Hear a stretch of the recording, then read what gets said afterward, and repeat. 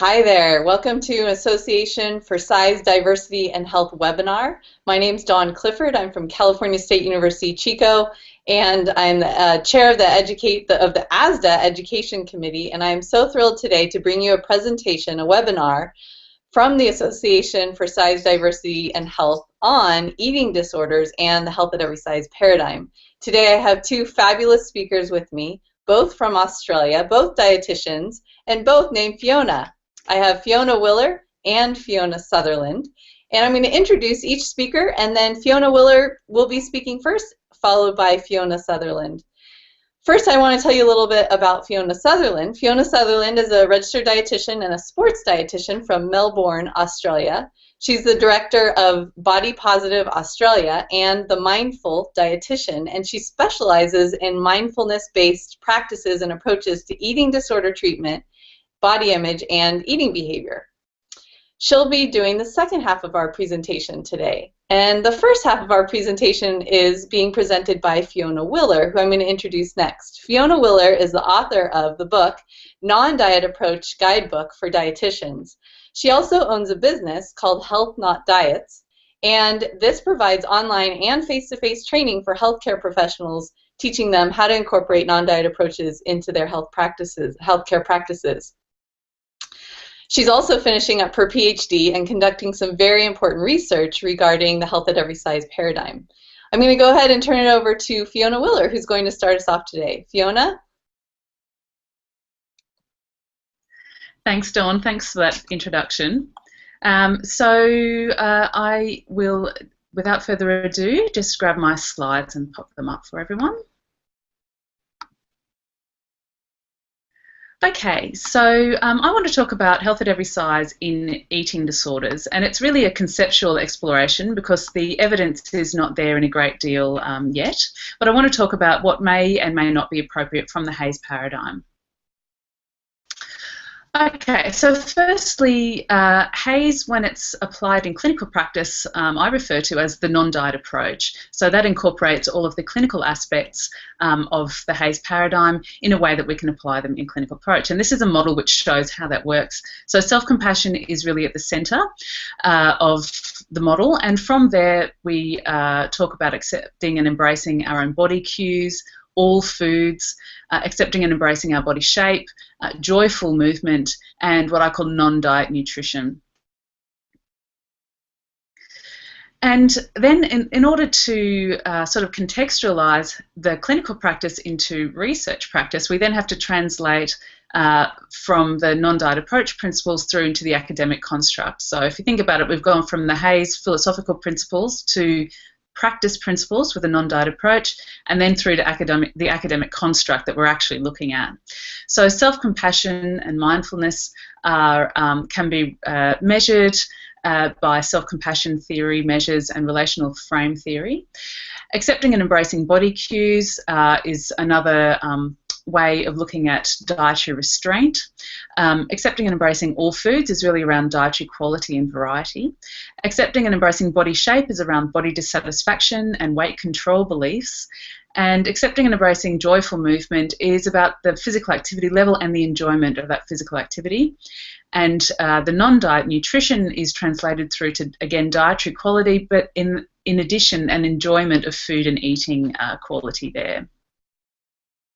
So if we start with self-compassion, remember, is at the centre of the non-diet approach model, and it's foundational. So fostering self-compassion allows for a strong foundation for nesting non-diet approach practice, and this is compared with the concept of self-esteem, which is based on comparison with others. With self-compassion and the building of self-compassion in an individual, they become quite like this lighthouse in the middle of a storm, very stable, unlike self-esteem, which is akin to a house built on a sandy bank there.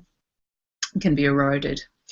So self-compassion has been operationalised by Kristen Neff, and her definition from 2003 has three components to self-compassion. So it has a component of kindness, common humanity, and mindfulness. And these are important because they really flavour the sort of counselling that we do with our clients, and particularly important for eating disorder clients. So kindness refers to responding to difficult times or difficult emotional states with a spirit of kindness, warmth and love, and seeking to understand the situation rather than judging it harshly. Common humanity refers to recognising that pain and imperfection are just a part of the human experience, a normal part of being alive, and seeks to connect to that sense of the larger human experience when times are tough, rather than feeling isolated and alone in your pain. The connection to community. And mindfulness refers to observing the internal landscape of thoughts and feelings without becoming overly involved in them. So we've got a lot of research showing that self-compassion levels are strongly associated with healthy behaviours and health-promoting behaviours. So higher levels of self-compassion and also training in self-compassion can lead to more realistic and intrinsically motivated exercise goals, a higher likelihood of seeking medical care quickly, reduces negative affective states and improves positive affective states. Smoking reduction reduces alcohol misuse, also leads to less risky sexual behaviour in people with HIV/AIDS, and also a proactive attitude towards health, benevolent self-talk, and motivation towards self-kindness. So these are all really positive things in terms of self-care. When we look at self-compassion in disordered eating, we find it leads to less negative reaction to diet-breaking scenarios in restrained eaters, so less sort of cataclysmic reactions, fewer binge eating symptoms, decreased social physique anxiety, so sort of increased body satisfaction, fewer body image concerns after controlling for self-esteem, lower self-compassion is associated with higher eating disorder pathology in eating disorder patients, improvement in shape and weight concerns, and high self-compassion is associated with low disordered eating behaviours. And there are some researchers who believe that self-compassion may moderate that relationship between distress and disordered eating. So it makes it a potentially really helpful element to stop the development of an eating disorder.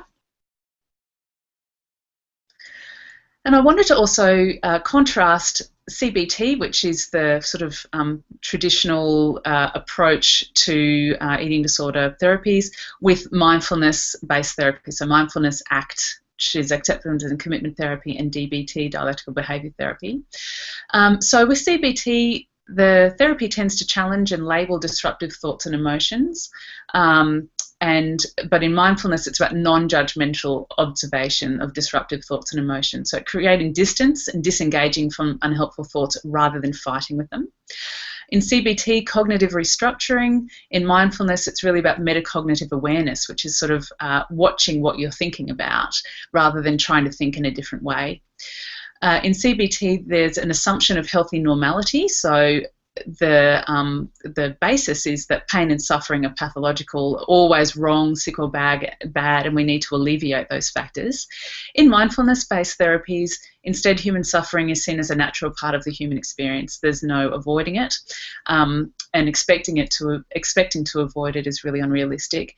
And suffering is a basic fact of human existence. We go through our lives expecting that we're not going to suffer, then we're going to be very unhappy with the state of our existence. In CBT, it works on strategies to avoid pain. In mindfulness, we learn to accept, tolerate, and appreciate emotions and thoughts which are difficult. And in CBT, finally, behavioural goals are set in conjunction with the therapist, whereas in mindfulness approaches, the behaviour change is sort of more self-directed and experimental, and based on experiential learning, which then leads to behaviour change. And this is discussed with the therapist, but not directed by the therapist. And I like this comparison that Harley Therapy has developed here. It really shows quite clearly what the difference is. So with CBT, we've got focused on new ways to look at stressful situations, and with mindfulness, focused on new ways of being with stressful situations. CBT focused on negative thoughts and beliefs, and mindfulness recognises thoughts but focuses on paying attention to the present. In CBT, there's careful mental reframing of thoughts, And with mindfulness, it's just about noticing thoughts and accepting them. CBT pushes out negative thoughts, mindfulness lets them drift through. And the difference, they're analysing thoughts in CBT versus experiencing thoughts in mindfulness. And also, quite tellingly, in CBT, naming the emotion, I am angry, upset. With mindfulness, that metacognitive awareness, instead of sort of labelling one's whole self, you say, I'm having the thought that I'm angry or upset, and so forth. So they're quite different. So the next few slides are about the three main eating disorders: anorexia nervosa, bulimia nervosa, and binge eating disorder.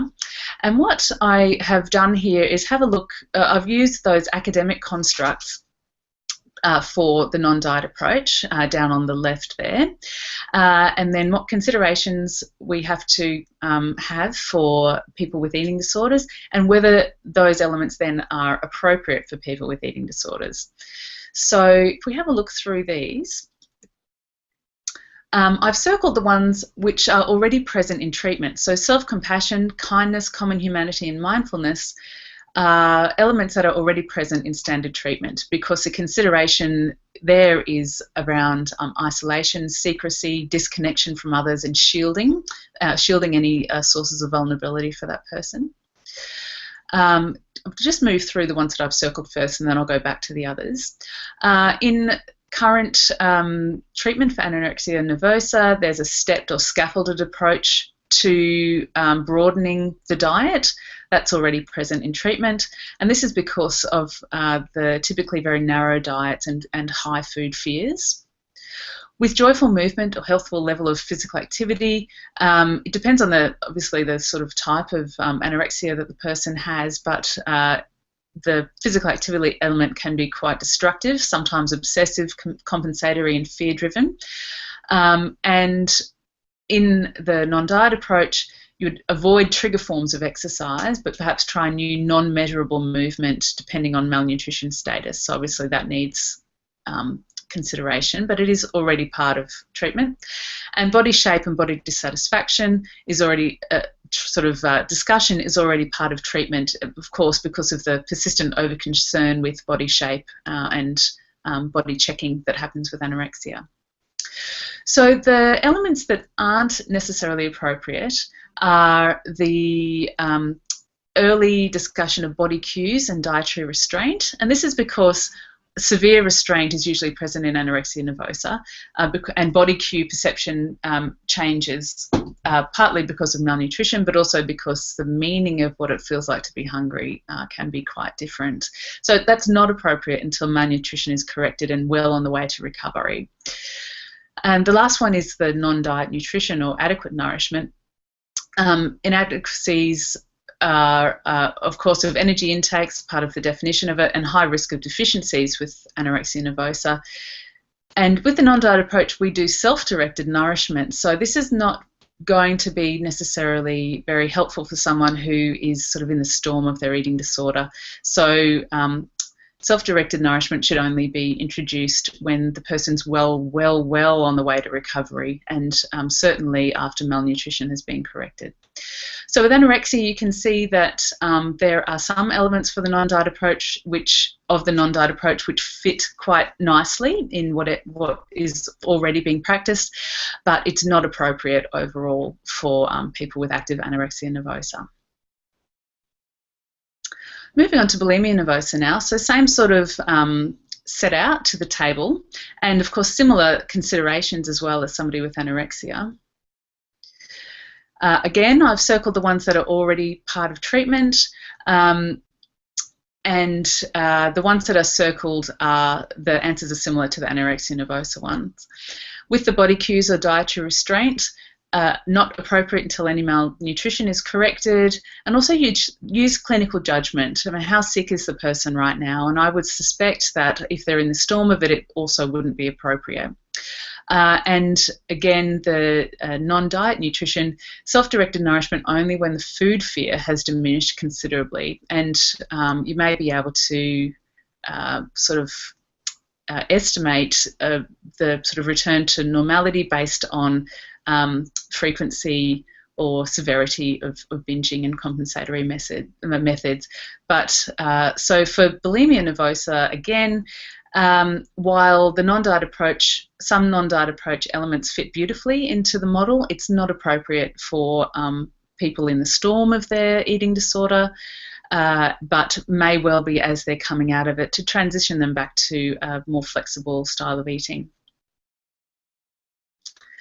Now let's talk about binge eating disorder. So binge eating disorder is different from anorexia nervosa and bulimia nervosa in that it often coexists with overweight and obesity. Now, of course, anorexia and bulimia also do, but the pathology is different with binge eating disorder.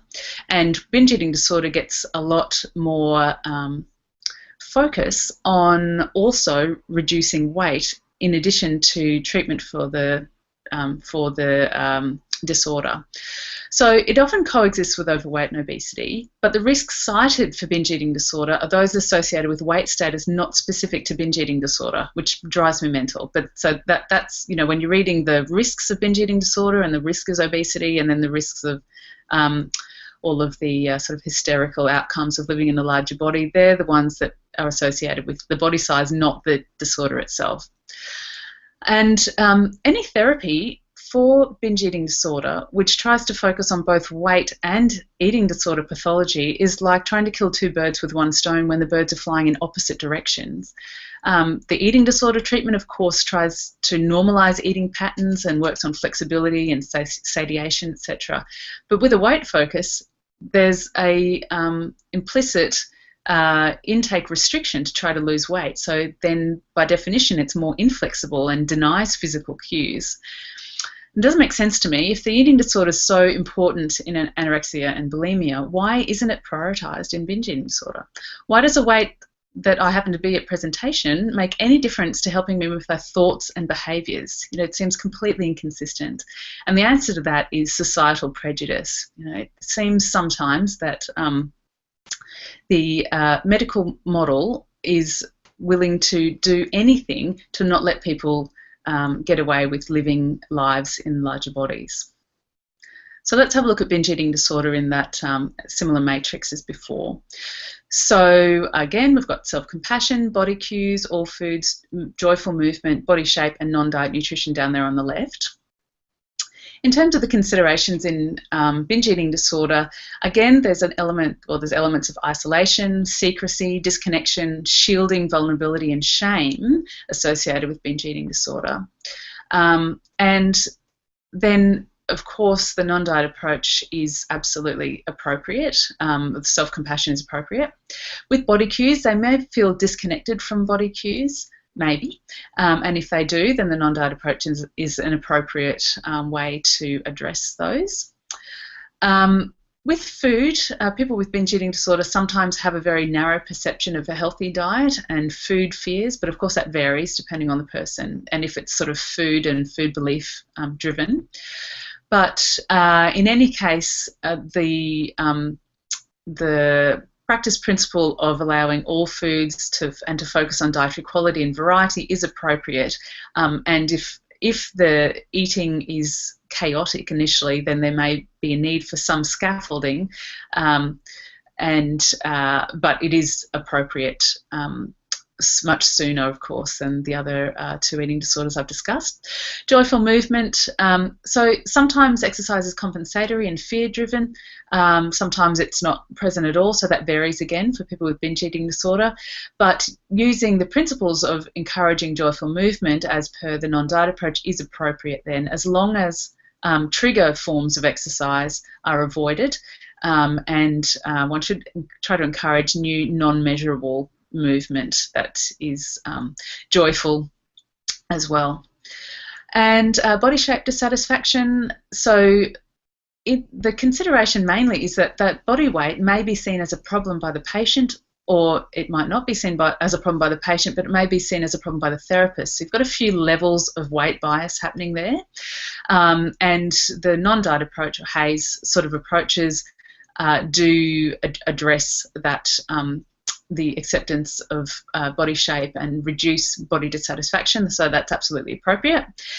And with non-diet nutrition, it varies in terms of what the consideration for a particular person with binge eating disorder is, but overall it is appropriate once the person is comfortable around all foods. And in fact, that is the way that the non-diet approach is recommended to be applied anyway. Non-diet nutrition happens right at the end of the process once people are calm and comfortable around food. So it's really the sort of model is appropriate to be applied as is for people with binge eating disorder. So it's all okay. Now, of course, that was a theoretical discussion. There is evidence out there, including the wonderful work of my colleague Fiona Sutherland, who's coming up next, which has begun to quantify the use of the non-diet approach, particularly in binge eating disorder, as I've discussed. So that's really exciting. And I just a little plug, that's my business there, Health Not Diets. There are resources on there, and there are the 2 books I've written. So thanks very much for listening. I will hook you up with Fiona Sutherland now.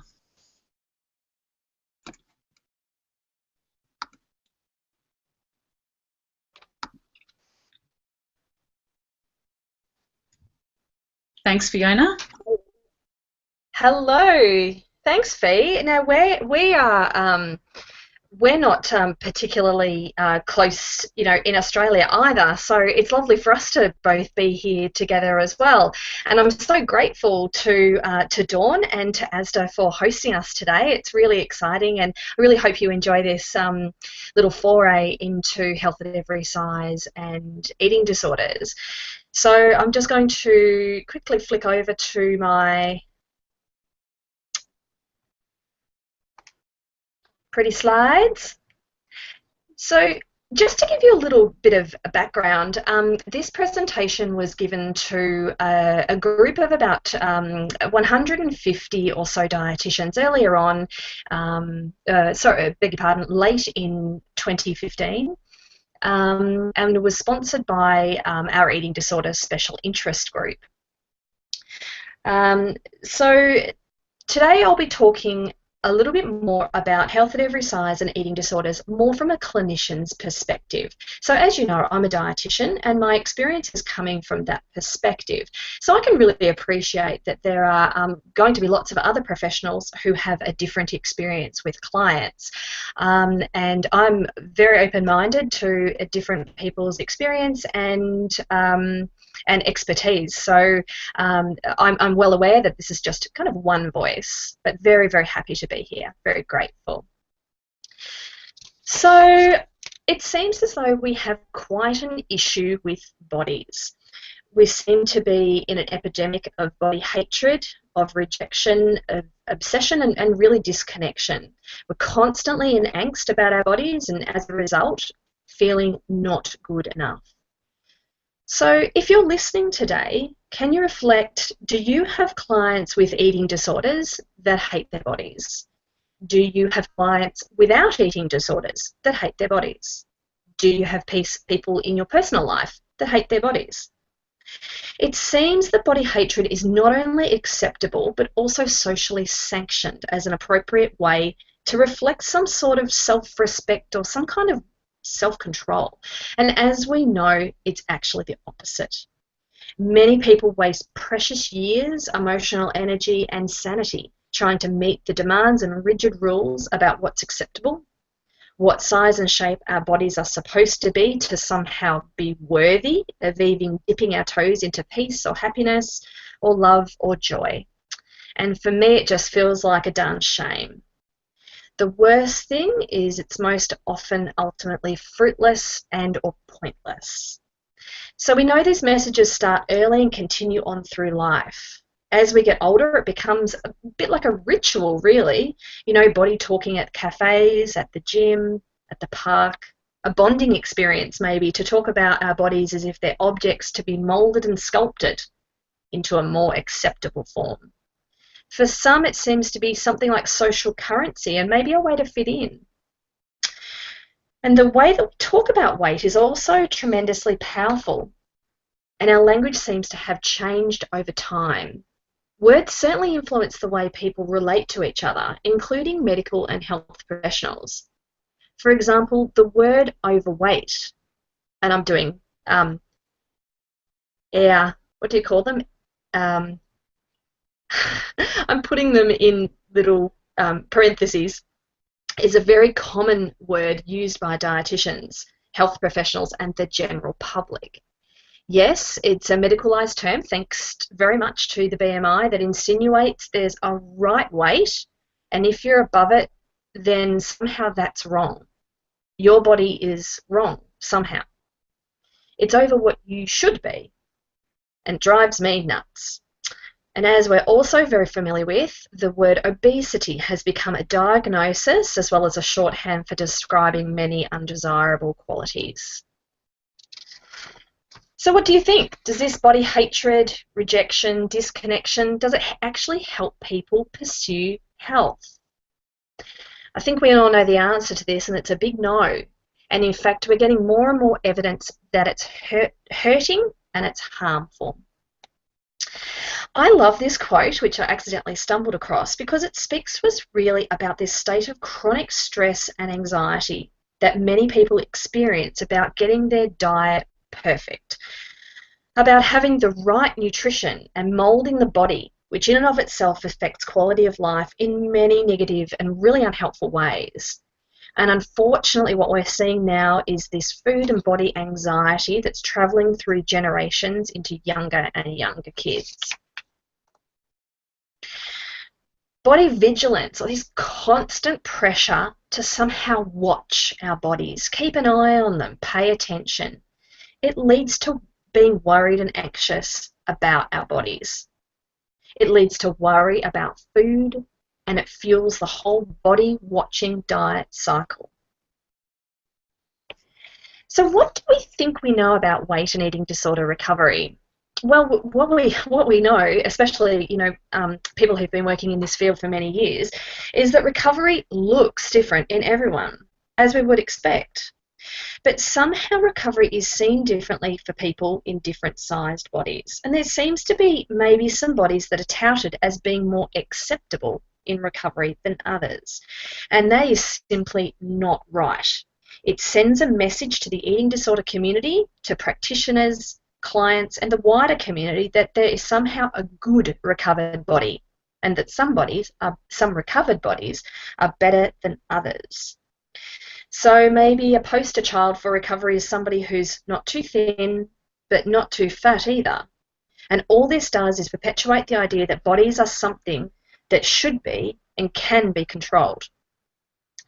I'm not too sure about your experience, but what I notice is that when eating and movement patterns are stabilised, the body may change or it may not, and leads us and our clients to face the big monster of uncertainty. So how do we as practitioners feel and deal with uncertainty? Look, for me personally, I've spent a number of years coming to terms with prioritising authenticity over certainty. And look, in all honesty, it's not come without some heartache and some struggle along the way, but it's certainly been worthwhile.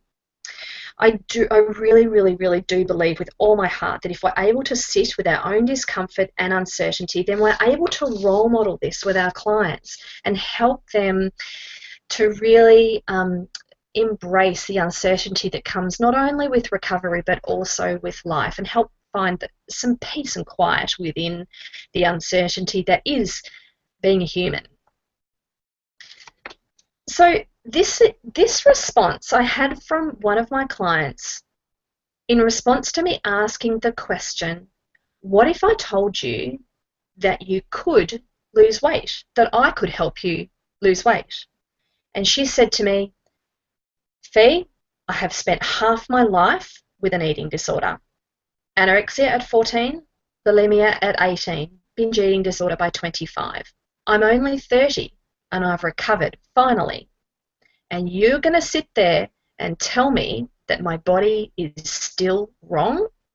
And honestly, when my client said this to me, obviously I wasn't actually offering to help her lose weight. But we were this was somebody who came back to me just for a bit of a check-in, a bit of a top-up, and we were talking about the difficulties of living in a community as a recovered woman, and some of the pressures that she's come about, and some of the urges that have really risen up for her around feeling that her body is wrong. I'll give you an example of this lady. She went to the doctor with an unusual rash on her arm, and she left with a lecture about her weight after this kind of history. So as you can imagine, we huffed and puffed and got appropriately angry about that, and then we talked a little bit about how she could deal with that through life. So what does a recovered body look like? Again, another question that I asked a couple of my clients. And one of my gorgeous clients said, a recovered body is, she said, it's just a body. And I love that. I thought it was gorgeous. And she also said, I really believe there's no such thing as a good or a bad body. So I guess what we can really learn from this is maintaining a body neutral stance during recovery is not necessarily easy as practitioners, but it does put us in a good and strong position to send messages about body diversity and body acceptance. So what is it that people encounter during and after recovery?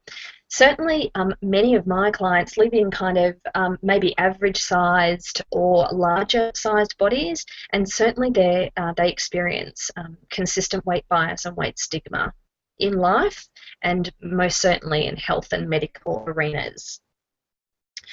So a lot of people, perhaps well-intentioned, seeing weight loss as the answer to these people's eating dilemmas. It takes a hell of a lot of courage to stay on track. And certainly I believe that consistent weight-neutral support is absolutely instrumental. So what I also see is that the attitudes of our recovery community and the attitudes of our culture in general, we need a bit of a shake-up.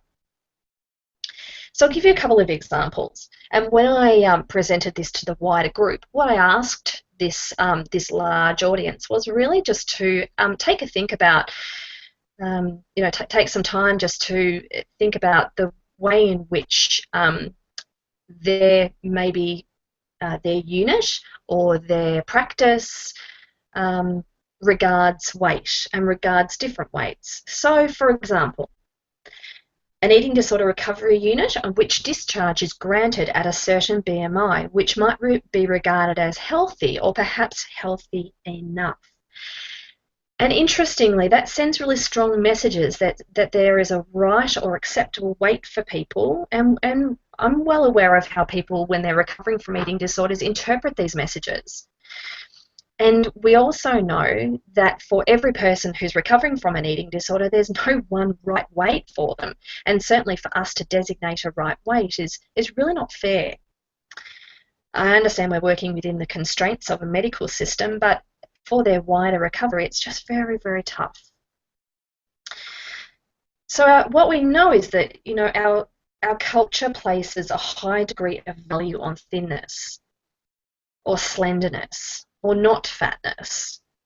And many eating disorder practitioners are not immune from engaging in our culture's attitudes and beliefs, which means that sometimes we might, need to just take stock at how we might respond when someone loses weight who is not underweight and is dealing with an eating disorder. Do we respond with a neutral tone, or do we respond with a positive or encouraging tone? And to think about what kind of message that sends. Just taking a few moments to think about how we might be unintentionally colluding with our clients who live in larger bodies and are recovering or have recovered and then express a desire to lose weight. So just some reflective questions for you, and that is, what are the eating and body attitudes and behaviours that are compatible with eating disorder recovery? What are the eating and body attitudes and behaviours that are compatible with sustained recovery? And I guess the main question here is, does this change if a recovered body is a larger body? Just maybe something to reflect on, and perhaps I'd encourage you to make some notes, take it to your supervisor, take it to your eating disorder peer support group. I think it's just these are really interesting issues to discuss, because there's a lot of work to do amongst our eating disorder recovery community and how we treat different bodies. So I'm sure many of you have seen this model that was released by Tracy Tilker and her team last year, which took a look at rigid dieting and took a look at intuitive eating, and then took a look at what Tracy called flexible dieting. And it's interesting because I've been mulling over these ideas for years, and I just really liked how Tracy and her team pulled this together to delineate or to define what flexi dieting really looks like. Because a lot of the ideas that belong in this category, interestingly, are really widely promoted as just being, sensible or lifestyle, as we like to call it. So things like a deliberate reduction in volumes, maybe some counting, definitely some monitoring, because of course we've got to keep an eye on ourselves, otherwise we'll somehow, we'll lose everything and drop our bundles, and our bodies will totally get out of control. There is some compensation often used in this flexible dieting, and it incorporates the use of both internal and external cues. So as you can see, it's not just relying on primarily on internal cues, and not just how we would align ourselves with health at every size kind of paradigms. And it also doesn't sit in that rigid dieting camp. Now, for those of you who are not aware, it was really interesting what Tracy and her team found. So with rigid dieting, obviously the primary goal is to change the body. With flexi dieting, the primary goal was to change the body, but not necessarily using rigid mechanisms. So this is a lot the model that people in these kind of lifestyle love your body in inverted commas via weight loss are using, which again drives me a bit bananas. And then, of course, intuitive eating, the primary goal, as aligned with health at every size, is well-being, having well-being right at the centre of our set of goals, and cultivating sustainable health behaviours. Now, interestingly, what Tracy and her team found was that this flexi dieting had much more in common with rigid dieting as it did with intuitive eating. Now, the reason why I find this extremely interesting is because a lot of practitioners and researchers in eating disorder recovery, particularly working with people who live in larger bodies, they're taking this flexi dieting approach. They're still advocating for using plenty of external cues such as weighing and monitoring and counting, and definitely watching ourselves in some way. And so I found this really interesting and very poignant, and something to really pay attention to in helping people to recover who are more vulnerable to heading back into rigid dieting land, and how we can help them to maintain that weight neutral stance, which really prioritises well-being and sustainable health behaviours. So yeah, if you're interested, this report by Tracy Tilker and her team is widely available, and I really liked the feedback that was given by Evelyn Tribole about this. She wrote a really beautiful summary about this, which again would be widely available online. So why might this flexi dieting be a problem for sustained recovery? As I said, it really maintains this weight first paradigm. It maintains this sense of needing to watch the body, and the body is something that can be and should be moulded. It colludes with the client that the weight and body are a problem to be fixed, and it definitely, I think, puts people at real risk of relapse. So at this point in time, if you're looking for a bit of a break in the webinar, then this might be a time just to press pause for a sec and to reflect on maybe what Fiona Willer and myself have spoken about so far, because I am a big fan of self-reflection. I'm probably probably arguably one of Australia's most supervised dietitians, and I really value the role of supervision and self-reflection. I think it just really helps us to grow as people, helps us to, learn and grow as practitioners, and as such can only help our clients. So I often say to the dietitians that I supervise, when they say, "Oh, this isn't about me," I say, "Oh, yep, kind of is." So if you want a cuppa or even a glass of wine, then now might be the time to press pause and take some time just to reflect. If you're ready to move on, then let's keep going. So how can we bring weight bias into recovery? How can we unintentionally collude with our clients' fears about their body and about a fat body? So our clients often bring with them an internalized sense of weight bias. In other words, I want to be well, but I don't want to be fat. We need to help our clients develop resilience against a culture that is steeped in weight and fat bias, and be examples of demonstrating what is most important in life. It does take, again, a lot of courage to take a neutral and calm stance when emotion and distress can be high. I wonder if you have any thoughts about how we might collude with clients' fears about their body, and particular fears about a fat body. For example, when we reassure clients that certain foods won't make you fat, what message might we be sending? I've got no doubt at all that we're well-intentioned and in our reassurances. And you know what? I've got memories of saying this for years when I worked in clinical eating disorder practice, and it's only been in more recent years that I've really reflected on the words that we use and what messages we're sending, especially when we're dealing with a group of people that are very fearful about their bodies, and the importance of really using weight neutral language and not going overboard in colluding with their fear of fat by going overboard in our reassurances. I think that's really important, that we can provide reassurance without providing assurance. There's definitely ways that we can do that. We can get drawn into colluding with our clients' weight concern because they can get very upset and distressed, and sometimes this causes us to get a bit off center. It can throw us off task and can draw us into situations that might not be too helpful. Often clients may have medical concerns that might be real or might be perceived health concerns.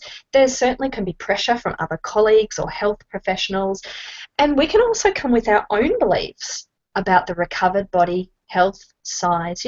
We come with our own kind of set of beliefs and attitudes that can walk right into our practice with us.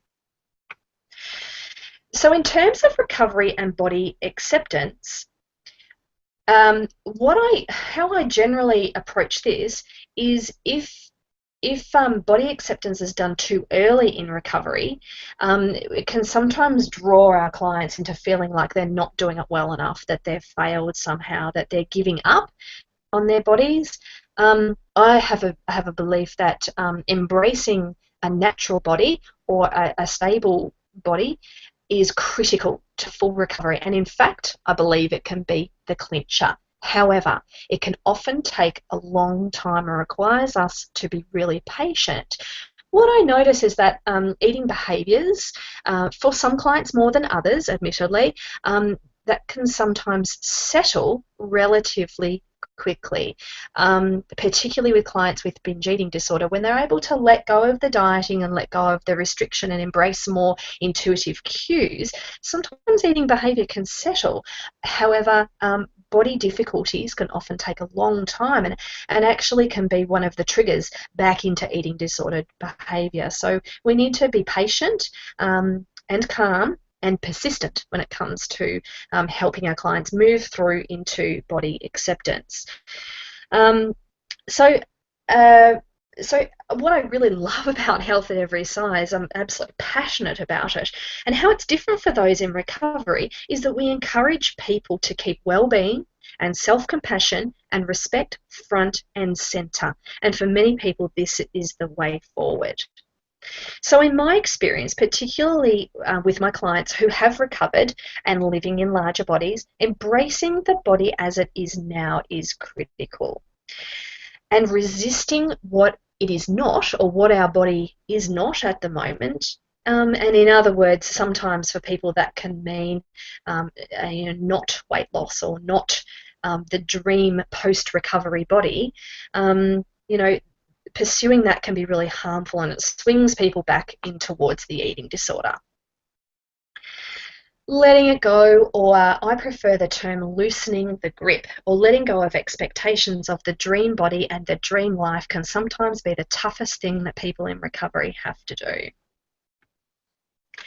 And what are we asking our clients to do? We're asking them to take huge leaps of faith, to embrace uncertainty, and to gather all the courage they can muster, and to move towards trust. So trusting themselves and trusting us.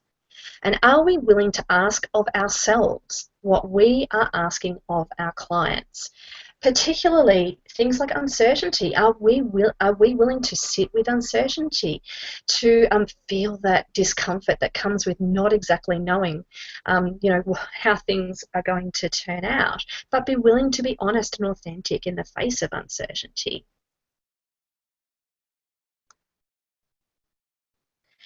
So I really believe our only path to wholehearted living and a full life is embracing the possibility of falling over, things being hard, and maybe failing at things. Falling over, getting back up. Falling over and getting back up. I love the work of Brené Brown. I'm a big Brené fan, so I'm sure there's lots of other people out there that love her work too, and clients get a lot out of her wholehearted living ways of teaching and living. So the rumble with uncertainty really, particularly, during eating disorder recovery, is asking ourselves, can we choose authenticity in the face of uncertainty? Are we able to have the courage to say, I'm not sure exactly where your weight will settle, or where your stable weight will be, and to offer the idea that there are no guarantees. Can we get better at sitting with our own discomfort about weight and body size? And I believe this is a critical question that needs to be addressed within the eating disorder recovery community. I am a massive fan of qualitative data. I do love quantitative data too, but unfortunately not everything fits into a nice, neat RCT. So I love the idea of stories of experience and wisdom, and that places our clients in the expert position and really invites them and us to develop awareness, compassion, and a deep sense of reflective practice. Which brings us really nicely to the personal experience of one of my lovely clients who shared this with me. So I asked her, in your recovery, what did and does health at every size means to you? And this is what she said. She said, it has changed my world. It's transformed my life. She says, I'm eternally grateful to the person who introduced it to me. I've come across some seriously badass women who are embodying health at so many different sizes, in bigger bodies, smaller bodies, and everything in between. I'm fortunate that I have allies in my life, and I've deliberately constructed it this way because it's so important to me now that if people are not body positive, or at least body neutral and food neutral, I'm simply not interested. I'm more interested in a life without dieting, punitive exercise, and this is what health at every size means to me. She also says, I've got a tip. Health is not a singular set of outcomes. It's really broad. There is no poster child for recovery, and everyone looks different. And that's the best thing about health at every size, is that it encourages us to connect with what works best for our own bodies and what we want out of life. That's the most powerful thing I've learnt. And I recorded that and played it at the presentation that I did late last year, and yeah, I think it just really illustrated that our clients' experience and their stories are of really critical importance to what we can learn about what's most important and what a paradigm like health at every size can really offer. It is life-changing, and I really believe that. So who benefits from a weight-neutral approach to recovery? I believe we all do. And if we're able to develop resilience against our culture, which is so steeped in weight bias, we can truly be in a position to help our clients navigate the tricky world of body comfort. A weight-neutral approach really helps everyone and puts us in a much stronger position to prevent eating disorders and body dissatisfaction in the first place. So a question for you, if you're as you're listening, is how can we or you support a weight-neutral recovery for your clients? We know that our clients have vulnerabilities, and people with a history of an eating disorder will be vulnerable to desires or drives for weight loss, potentially triggering a relapse. It's really important that we recognise these vulnerabilities of those who have a history of disordered eating, and the weight loss attempts are going to have a very high potential of triggering a relapse. So the risks are huge. And I guess a reflective question is to ask, is it better to maintain a higher but stable weight if it prevents relapse? Well, I think I've made my position fairly clear, and I absolutely believe it is. But I think, again, this is a reflective question for our eating disorder community and how we can help people maintain a stable weight and a sustainable way of embracing health and well-being that is not driven by a weight or body shape focus. So a couple of pieces of advice from the real experts, and these are people who have recovered from an eating disorder. So for what they have offered as feedback for practitioners is to neutralise food and weight. Don't make assumptions about me. They've asked us to stand our ground and to be a voice, to offer support, and overall be authentic and consistent. And I think that's some really valuable advice that we can really hear from clients who've been there and done that. So I'm all about trying to bring the light into the darkness and help our clients rise up from their body struggles in a way that they can engage and practice self-care from a place of worthiness, respect and compassion rather than shame and disconnection. And overall, being body positive and embracing health at every size, they aren't just words. It is a practice. I really, really believe that. And I just love this. Your body is amazing, just if you have a body, anybody. So in conclusion, just wanted to say a massive big thanks again to Dawn and to the Association for Size Diversity and Health. It's been such a pleasure being with you today. Please feel free to contact Fiona Willer or myself at absolutely any time. We'd love to hear from you. Yeah, as you can see, we're super, super passionate about this stuff, and we'd love you to join us at any of our online trainings or in person. And please, if you come to Australia, please keep in touch. It's been such a pleasure. Thank you. Thank you, Fiona, and Fiona, the dynamic duo from Australia. Fiona Willer, our first speaker, and Fiona Sutherland, our second speaker. What a fabulous presentation, and I hope that we can get this webinar out to all healthcare professionals who work in the field of eating disorders. And yes, thank you, viewers, and I hope you've enjoyed this. And again, this webinar was brought to you by the Association for Size Diversity and Health and the two Fionas from Australia. Thanks so much, and we hope you'll join us next time for our next ASDA webinar.